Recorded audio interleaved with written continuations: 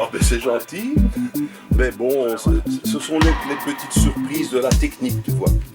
Exactement. Oui, tout à fait. Ils sont bien d'accord. Voilà, voilà. Mais Arnaud, je suis content de t'avoir au bout du fil parce que la dernière fois qu'on s'est rencontrés, c'était lors de la foire du livre. Et là, tu avais l'immense plaisir, évidemment, d'assister au déballage des cartons qui n'avaient pas encore été distribués ni ouverts, parce qu'ils sont vraiment arrivés pour la foire du livre. Donc ton nouvel ouvrage, qui est donc intitulé La nouvelle histoire de Bruxelles, des origines à aujourd'hui, est mal tombé, quoi. Disons qu'effectivement, il y a eu une présentation à la foire du livre quelques jours avant le confinement, et puis la mise en place de l'ouvrage s'est faite, je pense, la veille du confinement. Donc effectivement, l'ouvrage est de ce point de vue-là assez mal tombé. Ceci dit, on essaye de rattraper les choses aujourd'hui depuis que les libraires ont rouvert. Et donc il y a pas mal d'échos et je vois en librairie, parce que je suis moi-même un grand amateur de livres et de librairies, je vois que les piles sont en train de bouger. Il y a certains libraires même qui ont déjà dû réassortir, donc ça me fait très plaisir malgré ces circonstances difficiles, on va dire. C'est vrai que tu es un grand fouineur, hein? Oui, j'adore ça. Et Oui, oui. ton regard a Ah, ton regard a une effectivement. prédilection vers quel type de sujet, à part l'histoire? Oui, alors l'histoire, c'est vrai que c'est ma passion principale, mais je suis aussi un amateur de littérature. Voilà, là par exemple, je viens de faire l'acquisition d'un superbe volume paru dans la Pléiade qui reprend un certain nombre de titres de Jean Giono, qui est un écrivain que je connaissais de réputation, mais que j'avais jamais véritablement lu. Et j'ai découvert il y a quelques mois son roman Un roi sans divertissement, c'est tout à fait étonnant, ainsi que sa nouvelle L'homme qui plantait des arbres. Ah oui. Tous ces récits sont repris donc dans ce volume de la Pléiade qui est paru tout récemment. Je viens de lire aussi, je viens de terminer le dernier roman de John le Carré, qui est un auteur que je suis depuis des années, que j'admire, parce qu'il est à la fois, je dirais, c'est un grand monsieur au plan de l'écriture. C'est une écriture extrêmement exigeante, extrêmement travaillée, et en même temps, c'est un écrivain populaire. Donc c'est quelqu'un qui a réussi cette chose très rare de faire se croiser l'axe qualitatif avec l'axe quantitatif.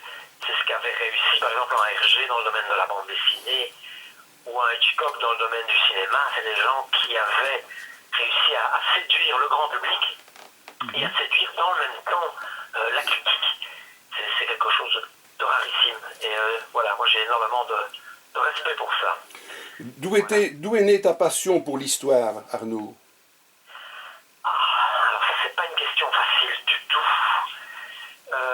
Mais je pense que dans l'adolescence, ma mère, qui est décédée l'été passé, voilà, je vais lui rendre hommage ici, m'avait offert, quand j'avais 14-15 ans, les romans de Maurice Druon, Les Rois Maudits. Et j'ai véritablement, je les ai dévorés à l'époque, ça m'avait fasciné. Je pénétrais dans un univers que je ne connaissais pas, qui est donc la période médiévale, à l'époque de la condamnation par le roi de France, la condamnation à mort du dernier maître de l'ordre du Temple, Jacques de Molay. Et puis je me suis rendu compte que ces ouvrages étaient très très bien documentés. Et en fait, Les Rois Maudits, c'est un travail collectif. Aujourd'hui, on ne voit plus que la signature de Maurice Druon, mais j'ai retrouvé des exemplaires d'origine. C'est paru au fin des années 50, début des années 60 à l'origine. Et là, on voit qu'il y a toute une série de co-auteurs, et notamment un historien qui participe, etc. C'est un travail collectif au départ, les Rois Maudits, et c'est vraiment une réussite. je les ai relus il y a 3-4 ans et j'ai à nouveau apprécié. Voilà, je pense que ma passion pour l'histoire est née de là. C'est ce travail auquel a donné lieu Druon et son équipe à l'époque, un travail non seulement de reconstitution, mais de ce qu'un grand historien romantique, Michelet, a appelé résurrection. Voilà. C'est un peu ce que j'ai essayé de faire avec ma nouvelle histoire de Bruxelles, c'est de ressusciter des événements, des personnages qui soient très célèbres, comme le grand-duc d'Occident, Philippe le Bon, ou méconnus, comme cette femme qui a été accusée de sorcellerie à l'époque au Moyen-Âge à Bruxelles, qu'on a appelée la Bloemardine, n'est-ce pas? Edwige Bloemart, un personnage très intéressant, mais méconnu, et je me suis attaché à redécouvrir dans mon livre. Avant de plonger dans cette nouvelle histoire de Bruxelles, moi je reviens à la question précédente, donc la naissance de cette découverte de l'histoire. Nous sommes dans quelles années à ce moment-là? Dans les années 70, 80? Tu peux me situer un peu? Non, dans les années 70, oui, tout à fait. Donc, Oui, dans les années 70, ton regard... Voilà. Autre question, voilà. avant d'aborder le sujet, es-tu musicien? Es-tu mélomane? Alors, je ne suis pas musicien du tout, mais je suis mélomane. D'accord. J'adore écouter de la musique et mes goûts sont très larges. J'ai débuté ma carrière, entre guillemets, de mélomane en découvrant le hard rock, Deep Purple, Led Zeppelin, voilà, je viens de là. Et puis après, je me suis intéressé à la musique médiévale. Le jazz me passionne. Et puis là, je viens de découvrir, par exemple, j'avais jamais écouté ça, c'est tout à fait étonnant, Edgar Varèse, voilà.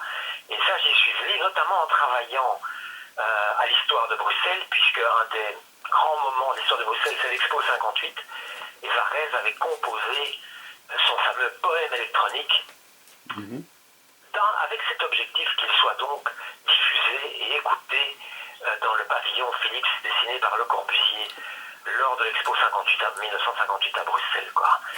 Et donc je me suis dit, mais je vais aller écouter ça, et c'est tout à fait étonnant, on est là vraiment au tout début, aux origines de ce qu'on appelle aujourd'hui la musique électronique, et c'est une bande enregistrée, composée par le compositeur, par Varèse, et il n'y en a qu'un exemplaire, elle n'est pas reproductible, il n'y a pas de partition, on ne peut pas jouer ça.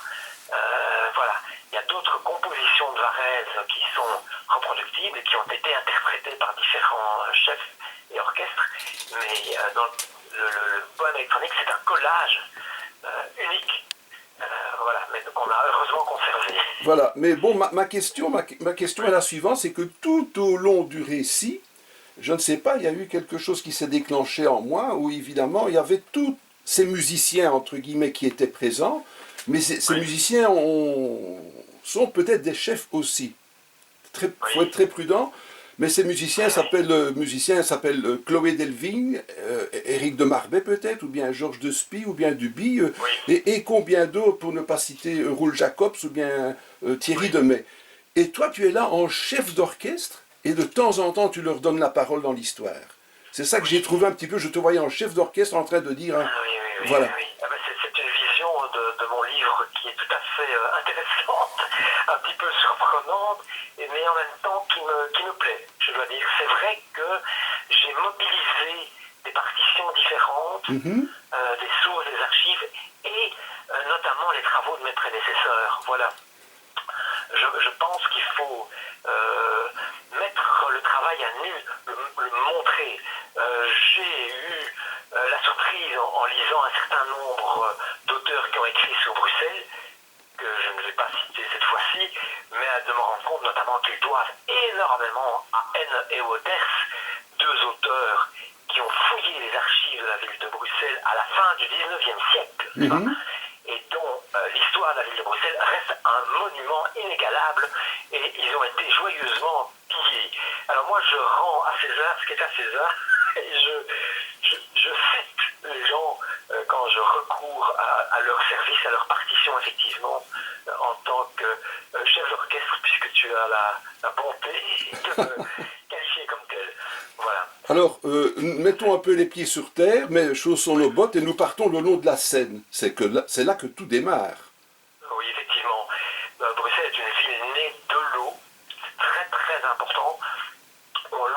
qu'aujourd'hui, puisque la Seine a été d'une part voûtée, d'autre part son parcours a été totalement revu, n'est-ce pas, à la fin du 19e siècle, pour toute une série de raisons, et principalement pour des raisons dues à la pollution déjà à l'époque. C'était un véhicule de miasmes, d'épidémie même, et donc la décision a été prise, malheureusement, je dirais, moi je ne désespère pas, j'espère qu'un jour peut-être cette ville verra à nouveau la Seine à ciel ouvert, parce qu'une ville parcourue par un cours d'eau, ça a quelque chose de fascinant, d'extraordinaire. Et cette ville est née de là, effectivement. Oui, parce qu'on se rend compte rapidement que l'eau, ça devient le pouvoir économique, ça devient le pouvoir politique, et pour aller d'un côté à l'autre des rives, il y a les ponts. Et tout ça crée justement ce noyau dont tu veux parler. C'est une énergie motrice, voilà. Aussi à l'époque très importante. Elle l'est toujours aujourd'hui, n'est-ce pas? Songeons aux barrages à travers le monde, etc. Les barrages hydroélectriques notamment. Mais donc elle l'était au Moyen-Âge déjà, et notamment on a très très vite dans les archives bruxelloises le répertoire d'une série de meuniers notamment, et donc qui utilisent la force de l'eau pour faire tourner les meules, etc. C'est quelque chose d'important, et c'est quelque chose que des puissants de l'époque, à savoir les comtes de Louvain, ont découvert et se sont dit, mais là c'est quelque chose qu'on va accaparer, et c'est eux qui ont développé, donc qui procèdent, qui président plutôt à la naissance de la ville, qui encouragent et soutiennent cette naissance, n'est-ce pas, parce qu'effectivement il y a là un enjeu économique très important, et il y a aussi une façon de retenir l'eau par rapport aux territoires concurrents, hein. Donc c'est un enjeu à la fois économique mais aussi géopolitique. Et ça, ça explique la naissance de Bruxelles, comme d'ailleurs de beaucoup d'autres villes, hein. Paris est né sur la Seine, etc., Londres sur la Tamise et tout. Il faut réfléchir, je cite en exergue de cette première partie du livre, ce fameux dossier de la naissance de Bruxelles, une phrase de Jacques Le Goff, un grand médiéviste du XXe siècle, qui dit, voilà, il suffit parfois d'un cours d'eau et d'un petit pont, et tout débute là. L'histoire des grandes cités à travers le monde débute bien souvent de cette façon. Donc on est là au bord de l'eau. Quels sont les premiers clapotis qui vont nous donner une idée un petit peu de l'étymologie de Bruxelles?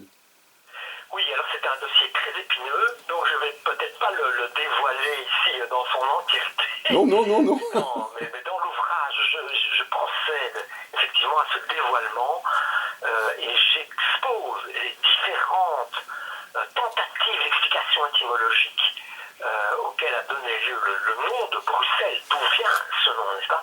C'est un dossier très épineux, très controversé, et je pense qu'on s'approche aujourd'hui de la vérité, et qu'effectivement, ça a un rapport avec une zone marécageuse, donc on retrouve de nouveau là l'eau, et il s'agirait, n'est-ce pas, d'une forme de résidence sur une zone marécageuse. Ce serait là l'origine du nom de Bruxelles, voilà. Y a-t-il un véritable fondateur pour la cité? Alors on ne peut pas parler de fondateur au sens propre, et c'est d'ailleurs rarissime dans l'histoire du monde. Hein. Songeons à une ville comme Istanbul, Constantinople, oui. L'empereur Constantin, on le dit, fonde la ville, il lui donne son nom, n'est-ce pas?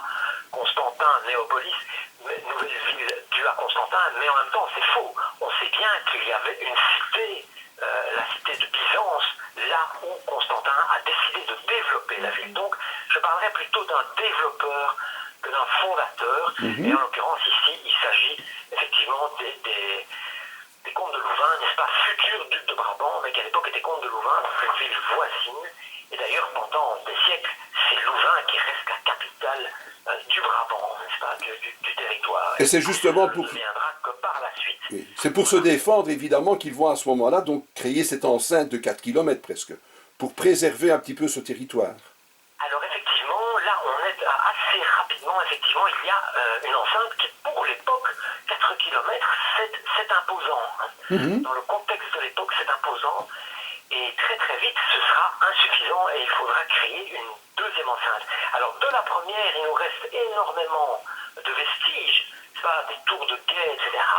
Même certains vestiges ont été redécouverts au XIXe siècle. Hein, lorsqu'un archéologue notamment est allé danser dans une petite boîte de nuit au XIXe siècle, il s'est rendu compte qu'il était dans une tour de guet, des choses comme ça. Par contre, de la seconde enceinte, là, il ne nous reste pas de vestiges, excepté peut-être la porte de halle, mais c'est un vestige très particulier puisqu'elle a été totalement, je dirais, refondée, restructurée, reconstituée, entre guillemets, par un architecte disciple du grand architecte romantique français Viollet-le-Duc.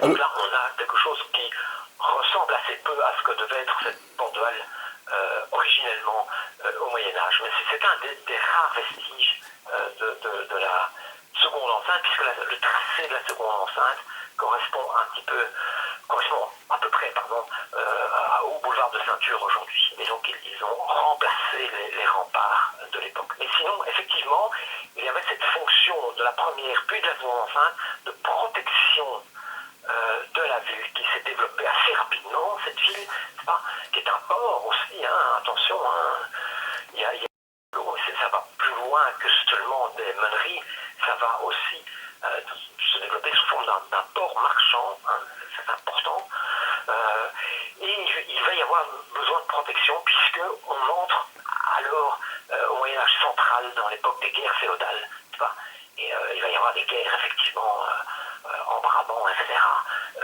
qui vont nécessiter cette protection. Voilà. Mais ça n'empêche que cette protection, elle est poreuse. La ville est ouverte sur l'extérieur. Et ça, j'y tiens beaucoup. À travers tout l'ouvrage, je ne me concentre pas uniquement intramuros, mais je fais des allers-retours constants entre intra et extramuros.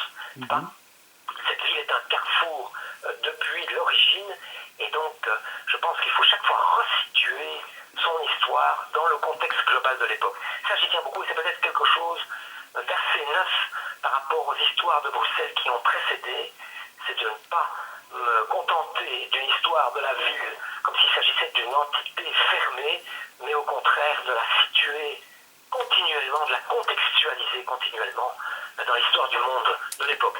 C'est ce qui va m'amener, par exemple, à parler de personnages peut-être un peu inattendus, comme Jeanne d'Arc, par exemple, qui n'a jamais mis les pieds à Bruxelles, mais un des sommets de l'histoire de Bruxelles, c'est certainement le moment où le grand-duc d'Occident, comme je l'ai dit, Philippe le Bon, établit sa cour à Bruxelles, fait rénover un des plus beaux palais d'Occident à l'époque, n'est-ce pas, qui brûlera quelques siècles plus tard, et ce personnage va rencontrer, lui par contre, Jeanne d'Arc, puisque ce sont des troupes du duc de Bourgogne qui vont procéder à l'arrestation de Jeanne d'Arc près de Compiègne. Il va la proposer, comme ça se faisait à l'époque, à la vente, n'est-ce pas? On vendait les otages, ça se fait toujours aujourd'hui d'ailleurs. Et le roi de France, qui devait pourtant son couronnement, Charles VII, à Jeanne d'Arc, va refuser l'échange, ça ne l'intéresse pas, et on pense aujourd'hui que ça ne l'intéresse pas parce que ce personnage de Jeanne d'Arc, c'est un personnage très très populaire dans la France de l'époque. Il faisait sans doute de l'ombre au souverain, et c'est la raison pour laquelle il refuse la transaction, et alors le duc de Bourgogne, qui joue la balance continuellement durant la guerre de 100 ans entre, d'une part, la grande puissance française et la grande puissance anglaise, décide de la vendre aux Anglais. Mais avant cela, il a une entrevue avec elle. Voilà. Et ça, c'est quelque chose de surprenant. On ne saura jamais ce qu'ils se sont dit, puisqu'il n'y avait là que deux témoins et qui n'ont pas parlé, n'est-ce pas? Voilà. Et c'est étonnant, cette rencontre au sommet entre une héroïne très particulière, Jeanne d'Arc, et ce grand duc d'Occident, Philippe le Bon. Je pense que c'était intéressant de le raconter parce que ça situe aussi la richesse du Brabant, de Bruxelles et des États bourguignons à l'époque, qui véritablement, et ça c'est un autre grand médiéviste qui l'a dit, Georges Duby, eh bien, au XVe siècle, à l'époque, donc à la fin du Moyen-Âge, n'est-ce pas, la richesse culturelle, la richesse économique ne se situe plus en France ou en Angleterre, ni même en Italie, elle se situe dans nos contrées, n'est-ce pas? Pourquoi? Parce que et la France et l'Angleterre se sont ruinées durant cette guerre de 100 ans.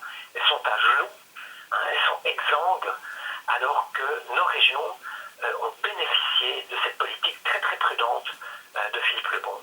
Politique qui sera d'ailleurs complètement fichue par terre par son héritier Charles, qu'on appellera après sa mort le téméraire, mais qu'on appelait de son vivant le travaillant, n'est-ce pas?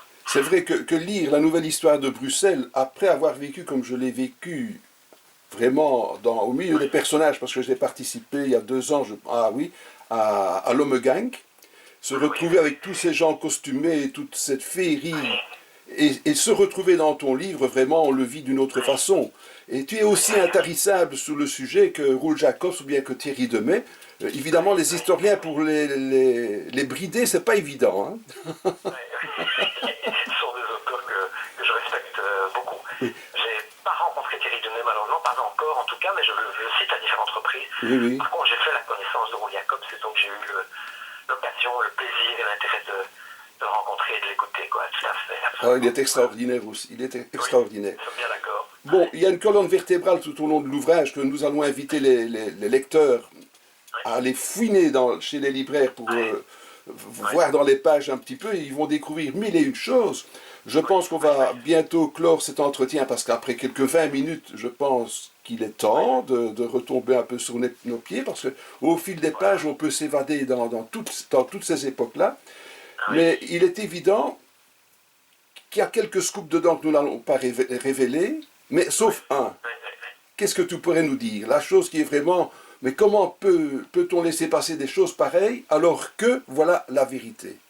Un exemple. Oui, alors il y a un exemple, mais qui nous ramène à l'actualité. Parce que moi, j'ai pour, je dirais, mon intérêt pour l'histoire est de ne pas visiter l'histoire comme on visite un musée.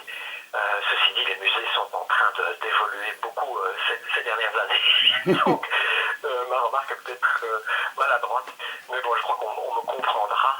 Je ne visite pas l'histoire comme un musée, je la visite en rapport avec notre actualité. Et, eh bien, il y a eu, à l'époque médiévale, au XIVe siècle en l'occurrence, une pandémie qui a vu disparaître un tiers de la population européenne.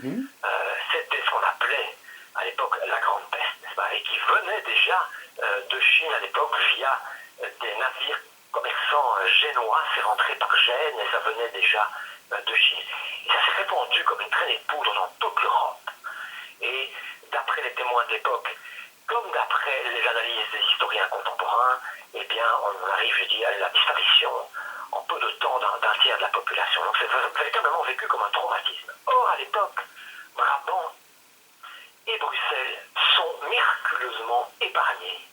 Et pourtant, eh bien, et c'est un fait que bien souvent qui n'apparaît pas dans les livres d'histoire, parce que c'est un fait dérangeant, déplaisant, mais il y a à l'époque des personnes qui se sont mis en route, n'est-ce pas? Ça a débuté en Allemagne, sur le Rhin, dans les régions rhénanes, et on les appelait les flagellants. C'est des gens qui étaient à moitié nus, parcouraient les routes dans les campagnes, mais ils arrivaient à proximité des villes, ils se répandaient dans les villes, et ils se flagellaient, n'est-ce pas? Parce qu'ils pensaient que la Grande Peste était due au péché, aux fautes de l'humanité.